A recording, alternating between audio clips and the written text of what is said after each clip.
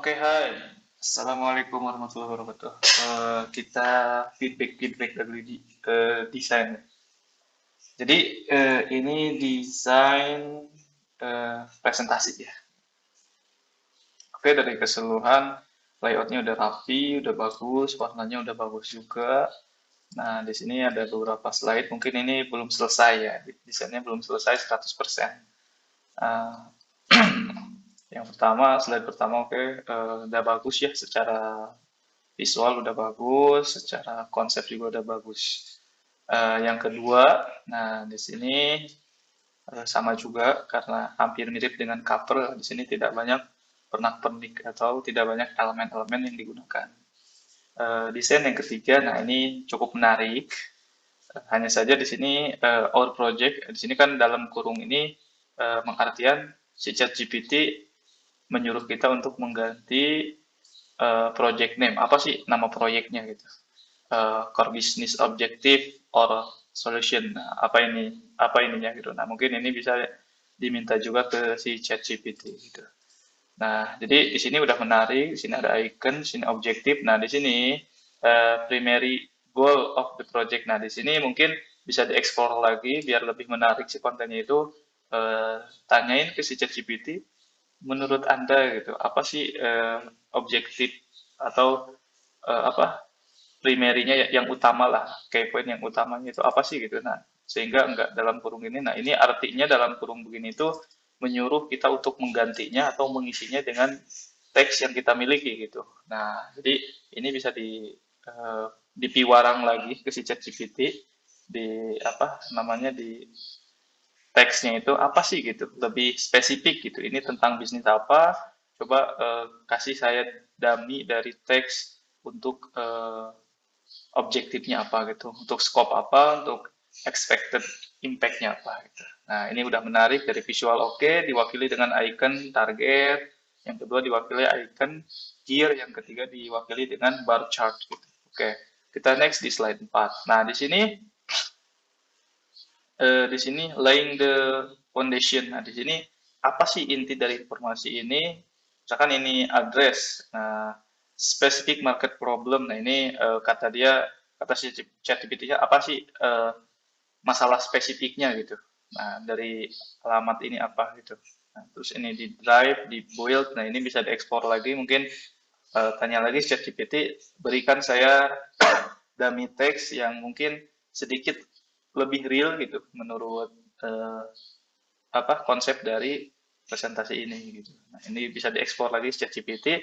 Nah, bisa diwakili juga pakai icon atau pakai apa gitu, bisa pakai map atau apalah gitu yang bisa mewakili informasi dari address, drive dan build. Nah, terus kita lanjut ke slide 5. Oke, di sini udah bagus. Di sini ada our mission is to state mission. Nah, di sini uh, pokoknya artinya yang di dalam kurung ini, yang dalam kurungnya ada kotak ini ya, dalam kurung kayak persegi gitu. Nah, ini namanya artinya itu bahwa si ChatGPT menyuruh kita atau mewiwa, apa miwarang. Nah, miwarang kita itu buat mengganti si state mission, state long term vision itu biar kita menggantinya gitu dengan teks yang kita miliki, dengan perusahaan yang kita jalani gitu. Nah, ini udah bagus di kanannya ada innovation.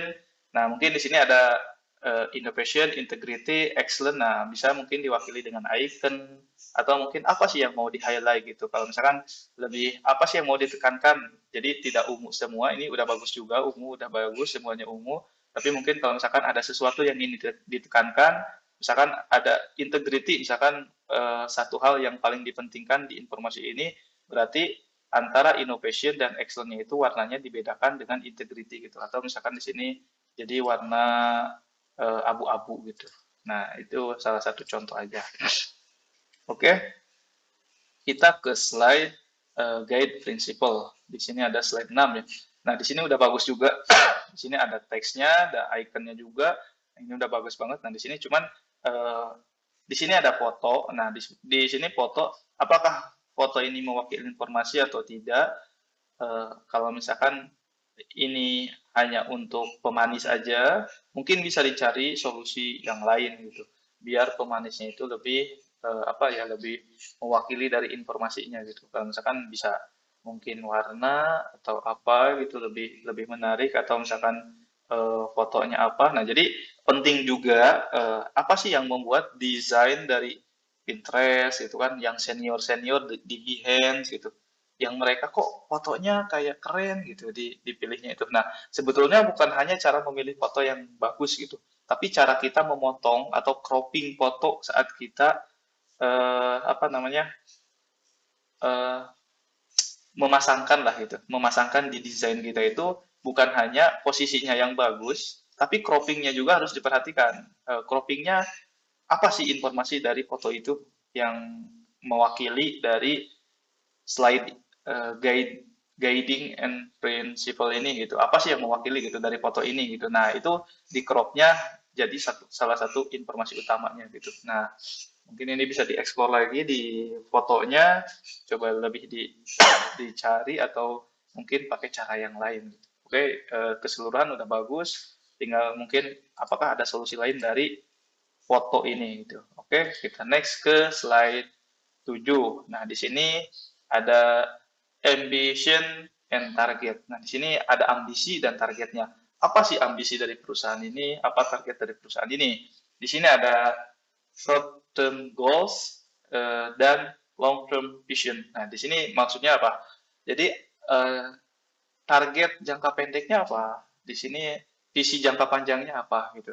Nah, di sini kan ada teks, di bawah ini ada bullet point. Nah, di sini ini tuh si ChatGPT nyuruh kita bahwa si bullet point ini tuh harus diisi dengan kita gitu. Sesuai dengan perusahaan yang kita jalani gitu. Misalkan achieve milestone by specific date. Nah, ini kan milestone-nya apa, specific date-nya kapan gitu. Di sini deliver. Nah, resultnya apa, audiensnya kayak gimana gitu. Nah, di sini long term vision, expand to new market, terus customer base, become the leader in the specific area. Nah, di sini sebetulnya bakal lebih kompleks kalau misalkan kita lebih detail. Kalau misalkan mendesain, misal ambition and target bisa jadi short term goal itu bisa jadi satu slide gitu. Jadi bisa satu slide terpisah gitu dari short term goals and long term vision itu bisa bisa bisa jadi satu slide jadi totalnya jadi 3 slide kemungkinan. Nah, ini mungkin bisa dieksplor lagi, bisa ditanyain ke ChatGPT, mungkin tanya apa sih short term goal yang lebih spesifik untuk perusahaan ini. Nah, nanti si ChatGPT bakal ngasih tahu, di situ ada teks-teksnya dan juga poin-poinnya, minta yang simple aja gitu. Nah, mungkin kalau misalkan bisa diwakili dengan visual yang lebih menarik, biar orang lebih mudah memahami, nah bisa dengan icon atau dengan salah satu dengan teks yang di uh, highlight gitu, dari informasinya gitu. Nah, terus kita next ke slide 8. Di sini ada timeline. Nah, di sini start uh, garis miring end date gitu. Nah, jadi mulainya kapan, berakhirnya kapan. Di bawahnya ada deskripsi, apa deskripsi yang mau kita isi gitu. Nah, terus sampai ke fase 1, 2 sampai fase 3 gitu. Nah, jadi udah bagus secara visual, tinggal mungkin bagaimana ini dieksplor lebih menekankan informasinya itu, kita menjual informasinya lebih bagus gitu. Nah, oke. Nah, ini slide ini bagus. Di slide 9 di sini ada tailored solution. Nah, di sini ChatGPT ngasih lagi service 1, 2 sampai 4. Nah, di bawahnya itu ada brief description of service and its benefit. Nah, di sini kata ChatGPT coba jelaskan deskripsinya, servisnya apa, benefitnya apa gitu dari service pertama ini. Nah, ini service kedua juga sama, disuruh kita untuk menjelaskan apa service kedua ini, ketiga dan keempatnya gitu. Nah, ini secara visual udah bagus, informasi udah bagus, tinggal pengembangan dari deskripsinya aja biar lebih menarik mungkin. Nah, di sini juga kalau misalkan nih, kan biasanya gini, kalau kita menjual sesuatu, biasanya ada satu hal yang mau kita jual gitu. Misalkan kita jualan mainan gitu. Nah, di situ mainan tuh ada mobil, ada motor, ada mungkin perahu-perahu atau pesawat-pesawat. Nah, misalkan yang mau kita jual itu apa sih gitu. Nah, ini kan mainan. Misalkan, oh, saya pengen banyak terjual itu adalah pesawat. Nah, berarti kita anggap pesawat adalah yang keempat. Nah, berarti yang keempat ini kita perlu meng-highlight-nya lebih kontras. Maksudnya kontras di sini itu lebih terlihat ya, bukan berarti warnanya harus kontras, bukan, tapi lebih terlihat daripada yang lain. Misalkan dari 1 sampai 3, 1, 2, 3 ini warnanya abu-abu, yang ini ungu 1 gitu. Nah, itu pasti akan lebih menarik. Tapi ini juga udah bagus. Nah, mungkin apa yang mau ditekankan itu aja. Terus di sini ini sama apa, tidak jauh beda dengan di slide 7 ini ya. Tidak jauh beda di slide 10 sama slide 7 itu tidak jauh beda. Market insight. Nah, di sini growth in specific market. Nah, jadi dia nyuruh gitu, apa sih specific marketnya yang bertumbuh gitu. Rising demand for product or service opportunities in specific area. Nah, jadi ini tuh sebetulnya satu teks yang perlu kita ganti gitu, karena di sini ada dalam kurungnya. Oke. Next. Oke, di sini udah bagus. Sama juga di sini ada teks yang mungkin yang harus kita ganti, kayak insert percentage of number. Nah, jadi si ChatGPT nyuruh kita berapa sih angkanya gitu kan dari tabel dari chart ini gitu, dari chart yang di kiri ini. Nah, di sini ada revenue forecast, customer base growth. Nah, di sini ada berapa persen gitu. Nah, jadi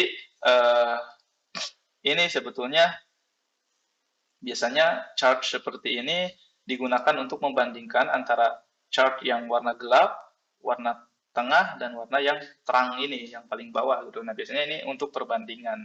Nah, di sini apakah chart ini cocok dengan kayak data point yang ada di kanan? Kalau misalkan apa udah cocok, berarti tinggal masukin angka-angkanya.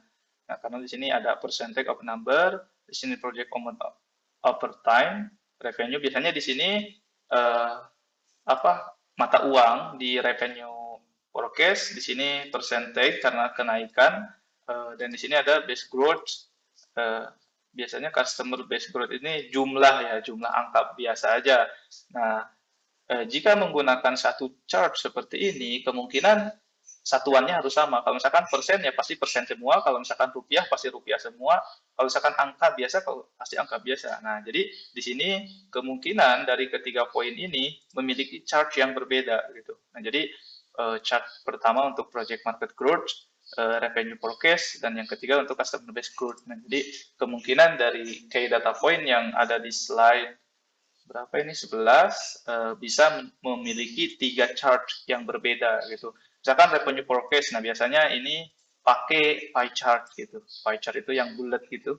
Nanti ada amount-nya gitu atau angka-angkanya gitu, atau bisa juga dengan bar chart. Nah, di sini ada market growth. Nah, ini juga bisa.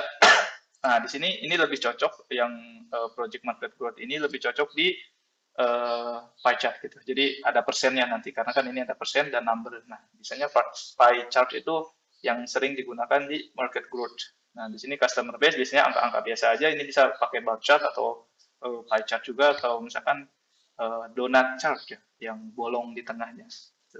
Oke, kita next ke slide 12. Nah, di sini financial outlook. Nah, di sini budget amount-nya berapa, dilihat berapa. Nah, ini cukup tabel, udah bagus. Tabel aja.